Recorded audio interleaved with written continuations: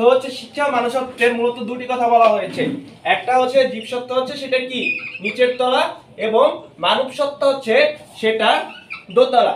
হ্যাঁ, তো হচ্ছে এই হচ্ছে জীবসত্তা থেকে মানব সত্তায় যে যাবে সেটা যাবে কিসের মাধ্যমে? শিক্ষার মাধ্যমে যাবে। এবং এই যে সিঁড়িটা নিচতলা থেকে যে দোতলা যাবে সেই সিঁড়িটা, এই সিঁড়ি বা মই, সেই মইটা হচ্ছে কে? সেই মইটা হচ্ছে এই শিক্ষা। এবং হচ্ছে এই শিক্ষা কি করে?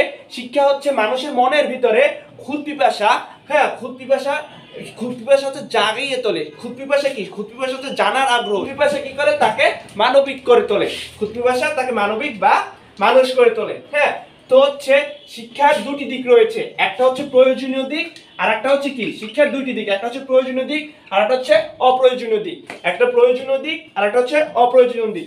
এবং শিক্ষার এই দুইটি দিকের ভিতরে, প্রয়োজনীয় দিক এবং অপ্রয়োজনীয় দিকের ভিতরে, তার হচ্ছে যেটা মুখ্য বা প্রধান, যেটা অপ্রয়োজনীয় দিকটাই হচ্ছে মানুষের মূলত জীবনের কাজে আসে, বা অপ্রয়োজনীয় দিকটাই হচ্ছে কি?